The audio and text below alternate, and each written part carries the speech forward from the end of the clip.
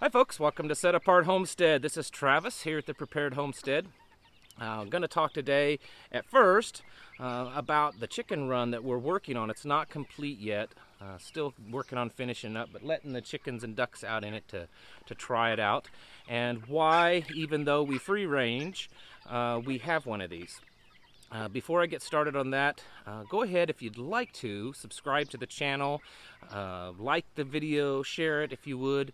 It really helps us out, and we appreciate you stopping by to watch. And then later on in the video, I want to start the conversation, which I've talked about many times, but start it again.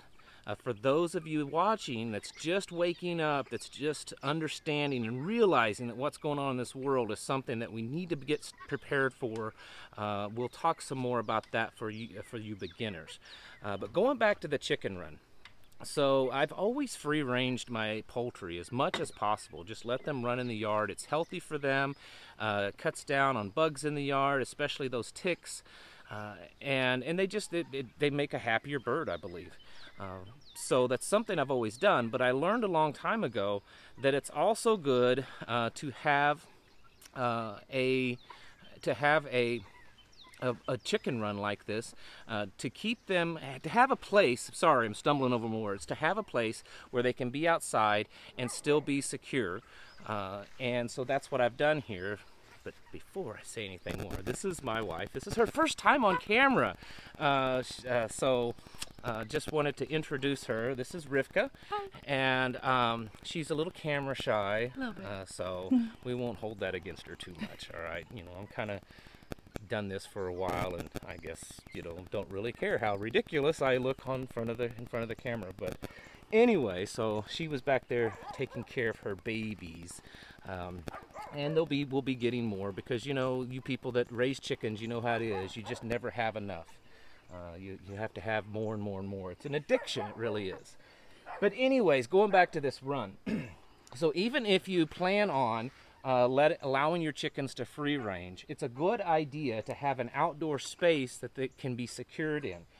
For various reasons. For instance, like let's say we want to breed certain chickens. We have a few different breeds here, and we're getting some more. Right now we have Welsummers and Australorps, but we're already have the order in for a couple of other breeds also. And so let's say we want to separate them, or maybe when we get the new ones in and they get to the point that they're ready to come out here, there needs to be some separation. It works for that purpose.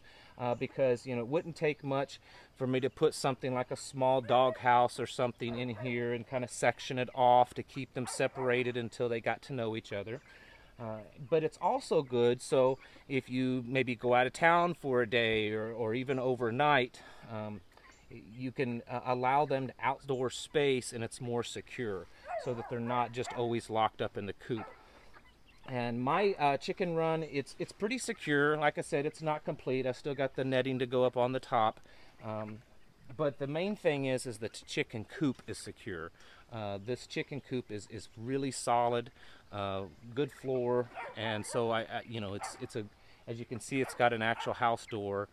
So it's good and solid, secure, and you want it pretty secure. Of course, we have dogs, so that also keeps predators down and stuff like that. But the point is, it's a good idea to build, even if you free range. Now, some of you people, like I said, you can't free range, or you don't choose to. But if you choose to free range your chickens and ducks and geese and all that kind of stuff out in your yard, it's a good idea to go ahead and still have a secured run that they can get out in and be outside, and you know they're confined and secure. So I just wanted to show you that. And eventually, when it gets completed, because you know how it is out here on these little homesteads, sometimes your projects take days to do. And then with the rain that we've had, which has just been crazy. I mean, the sun's out now, but we've had about 2 inches of rain in the last 24 hours, and they're calling for more rain in the next couple of days. But they're saying next week, there's no rain in the forecast for next week. But this is the Ozarks, so we'll see. The weather reports change, you know, by the hour almost around here. Anyway, so I want to get on to the main point of this video. I had a lady message me on our Facebook page, and if you aren't familiar with it, it's The Prepared Homestead on our Facebook page, and we share stuff, both of us, we run it. And so, you know, she kind of shares most of the, you know, a lot of the more natural stuff, you know, healthy eating, raising a family, and I do too. You know, I'm an herbalist myself, so sometimes I'll share that kind of stuff. And then, of course, you know, I share more of the guy stuff, you know, the pro-gun stuff, and maybe some of the funny stuff.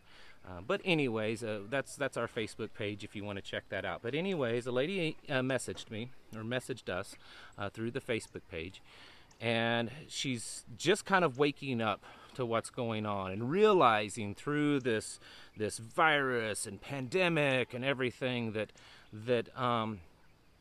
she needs to really start getting herself ready and her children ready. And according to the message, I guess she lives in a city, in an urban environment, so she doesn't have, you know, land like we do. And so she's asking this question of, you know, what do I do? What am I getting ready for to begin with? And then what do I do? So let's try to answer the first question. What am I getting ready for? I am, you know, I'm not a prophet, I'm not a fortune teller, so I don't know the future, but I can tell you from my experience and the things that I have learned over the many years, and also through training, through the you know, previous jobs that I've worked, that I think we're looking at, and I actually heard this the other day, they don't want to admit it, but we are in a depression. When you consider that there are almost 40 million people on unemployment right now, nearly 40 million, and that's the ones on unemployment. That's not the people that can't file for unemployment, so they haven't even done it. You know, people that get paid under the table, people that are self-employed, you know, those kind of people, they don't even file for unemployment because they know they're not going to get it. So there's been nearly, I think the last, what was it, 38 million, something like that, 38 or 39 million, I think, is what I saw that have filed for unemployment. And in every week, it's millions more every week. So you've got that. You've got all these businesses. How many large businesses? I saw one today. It was another retailer I've never heard of, but I think they said it's like the 5th or 6th largest retailer in the United States has filed for bankruptcy. All these big businesses are closing down or cutting way back. And then the countless mom and pop businesses that have closed and will never reopen again because of all this, you know, lockdown and shutdown and stay-at-home orders. So just from an economic perspective, I cannot imagine how anyone could say that we're not in a depression, that we've instantly jumped well beyond a recession. And then you add to that the trillions and trillions of dollars in the last 3 months that we have gone into debt. Just it's astronomical, the amount of money through the stimulus, through many other areas that they are spending money in very rapidly, and then they're going to be continually passing more laws and spending trillions more. So when you take that all into consideration, we absolutely are in a depression, in my opinion. And then you look at all the trampling of our rights and things like that. So that's the why, and it's only going to get worse, I predict, just because that's just the nature of things. I mean, if you look at history repeats itself. We talk about that all the time. I mean, that you know, what's the quote? You know, those that don't know their past are doomed to failure, or doomed to their future. I know that's doomed to repeat it. I know that's not an exact quote, but you understand what I'm saying. So that's why, because it's this crazy grabbing of power, consolidation of power, and also consolidation of governments from the local to the state level to the federal level and international level. So there's more than enough reasons to become prepared and to do your part. Now the how, we were talking about this before the video, and she's probably going to jump in here in a little bit, maybe give kind of her opinion, especially from a woman's perspective, you know, mother's perspective, because that's what this message from this woman as a mother, but the stuff would hold true for anyone. She was asking how, and I know this sounds harsh for a lot of people, because I get messages all the time from people that say, you know, man, I would love to live out like that, but I'm stuck where I'm at. And I totally get that. I get it. You have jobs, you have mortgages, you have leases, you have family members. Maybe you're divorced and you're you can't leave because of that divorce. You're bound to stay within so many miles of your ex, so because of child custody reasons. I mean, there's all kinds of reasons why people can't do this. I understand that not everyone may be able to move out like this because of certain restrictions in their life, whether it's financial or legal. But I want to encourage you to strongly evaluate if that is a no. If you're telling yourself that there's no way that I can possibly leave the city and go move to a country setting, more rural setting. Maybe you might say, well, I don't know how to do that. I've never built things before. I don't know how to do carpentry work. I don't know how to take care of goats and sheep and chickens. I've never really planted a garden. I don't know how to put a fence up. I don't know how to repair plumbing. All these things. You can learn that. Most of the stuff that I have learned, I've just learned from experience and reading, watching people. Very little of it have I actually had someone say, this is how you do this. Most of it is just through trial and error. So you may not be able to build a chicken coop like I did in the time that I did, but if you take the time and you learn, I guarantee you can build a chicken coop like this. There's nothing fancy and special about this chicken coop. And so, that's what I was telling my wife. I'm like, maybe I can do it faster than she could, but if she really wanted to build this chicken coop, she could build a chicken coop. So don't let things like that hold you back. Maybe you're, by yourself or with children, and so I understand that that's something that can scare you. I would strongly encourage you to reach out to maybe family members that might live in the country. Try to meet people, and I understand you have to be careful because there's some crazy people out there. But try to find that community. Maybe it's through a church that you go to. Or through other friends that you have vetted, meaning you know them well enough. You didn't just, meet them on a Facebook group and then, a week later decided to move on their property. People that you know personally, that you've built a relationship with and gained trust. There are ways to do it. And so the first thing of the how that you have to make a decision on is your location. Because when it comes to prepping, survival, homesteading, self-sufficiency, the biggest thing, it's kind of like real estate. It's location, location, location. Not that you can only do it some places and not others, but how you do it is greatly determined by your location.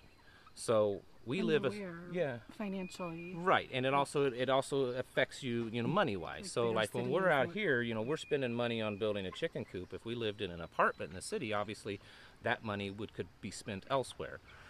So you balance your budget in that way. So there's different things that you're going to be spending money on because of the different places that you live. There's also going to be different skills that you would learn. So it's not so much that you can't be self-sufficient in certain areas and then you can in others. It's that it's just going to change how it is. So the first thing you need to do is you need to make a decision, and especially because of what's going on, you need to make a decision in your life is where you are right now. Is it truly where you want to live and to be like this?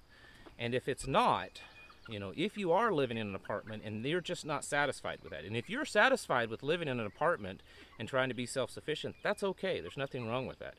But if your goal is to live more like we are here, then you need to do everything you can to get to that. If that's truly where you believe you're the safest, and that your children will be the safest, you need to make that a high priority and not look at it like, well, I would like to do that. Like I would like to go on vacation.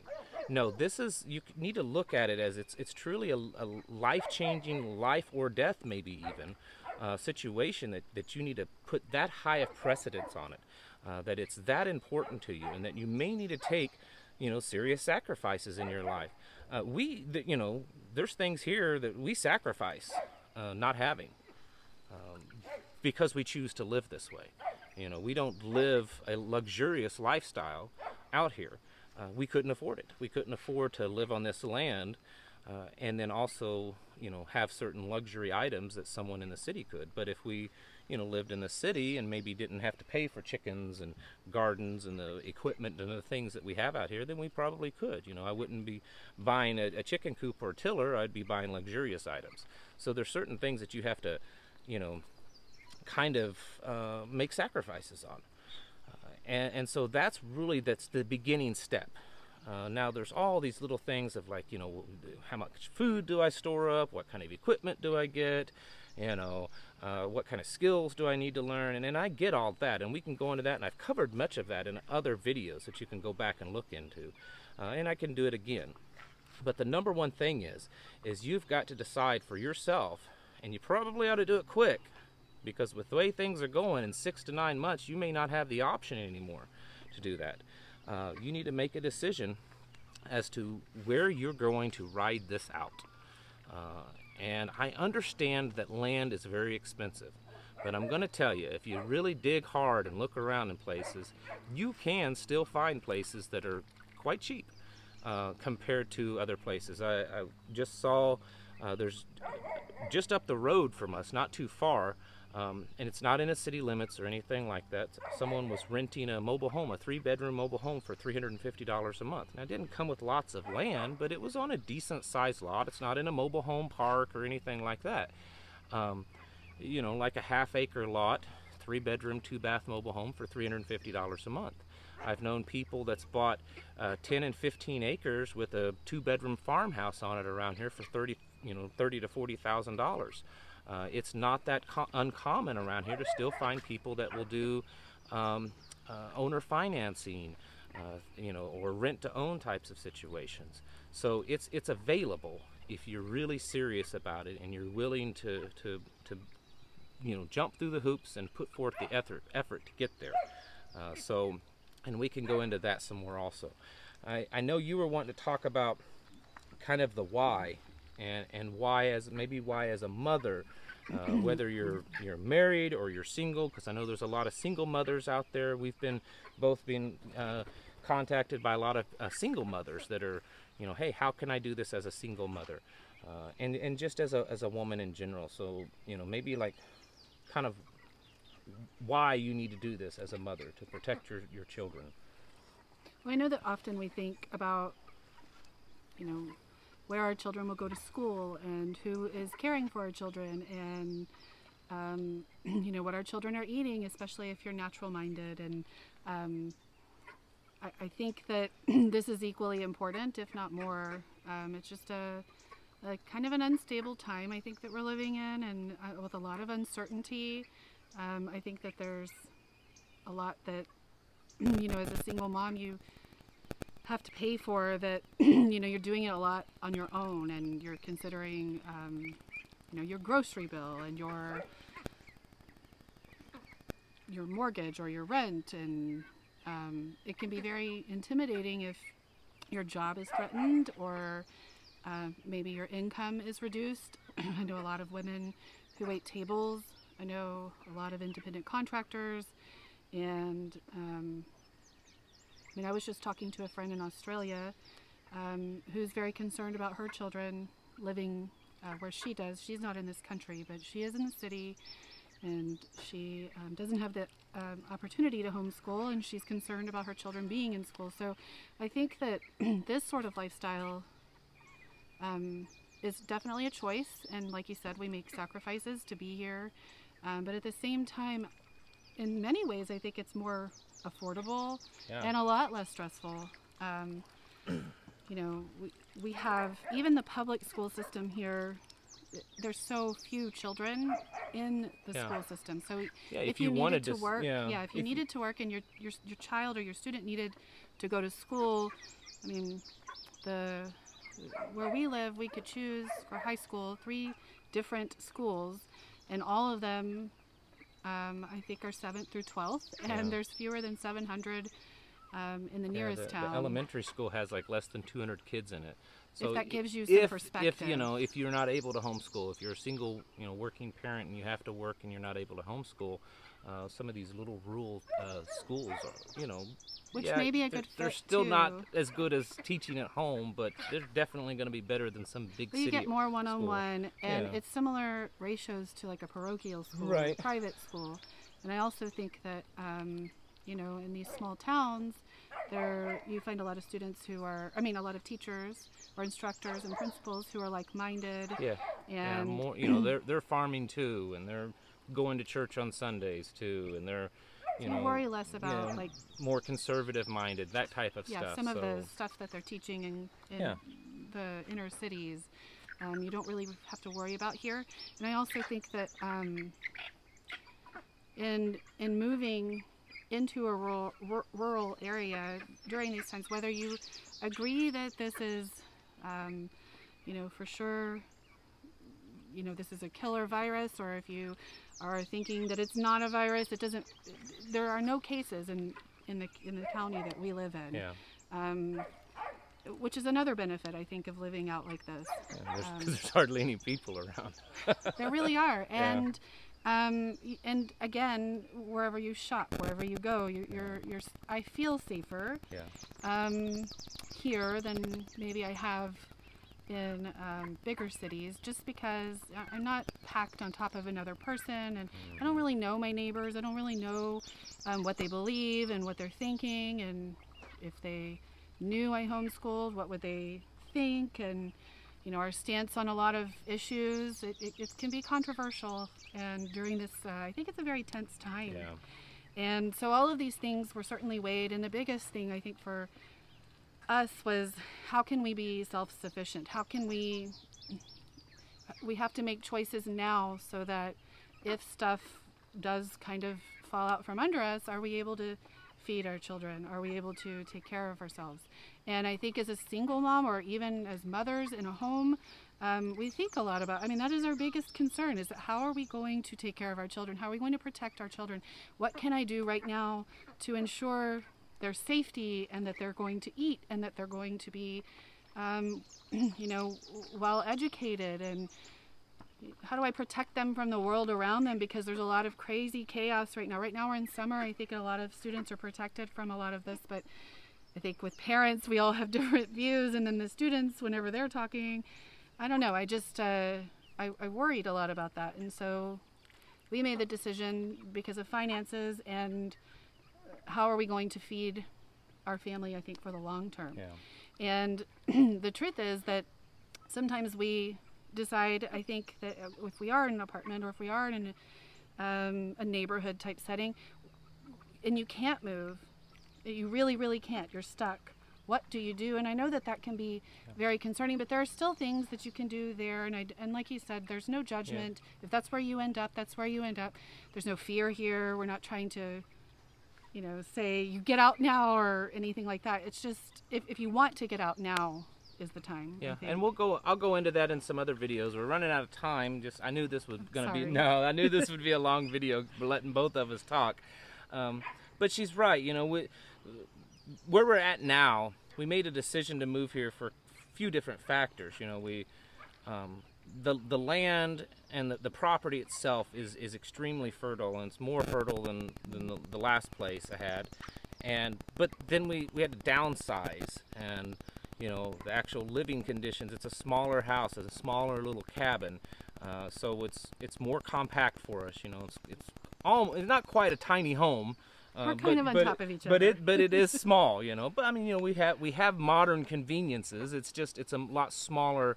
But it's a lot more living affordable. Space. But that's the thing. It's much more affordable, about half. So we downsized in the actual house size. We got better land. I think the location's probably even better. But we had to make that sacrifice of, not everyone's getting as much of their own personal space. If you want personal space, go outside, because you're not going to get it as much in the house. And that's okay with us.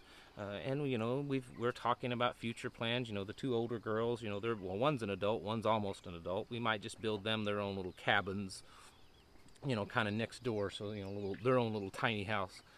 That way they're out of our house. They like that idea. Yeah, they like that idea, but they're still on the property. But the point is that, you know, sometimes you have to make sacrifices, and sometimes those sacrifices can sting. But right now, with the way things are in this world, is getting that sting now may be a lot better than what is possibly going to happen in the future. So anyways, we're going to wrap this up because it's going really long. But I'm going to we'll make some more videos on, you know, more of the how to do it, you know, some tips and some ideas and you know, things that you need to do with food and skills and location and all that kind of stuff. Even in a city environment. Yeah, even in a city environment. Not just from out here, but, you know, things that you can do where you're at if you're just not able to get out here. So anyways, thank you all for watching, and thank you, my beautiful wife that has jumped in today and kind of helped me out. Also, I forgot to mention the ducks back here, because I'm sure someone will ask. These are anaconda ducks. They're an endangered species of ducks, and they're really great. They're my absolute favorite ducks to have. So anyways, we'll catch you in the next video.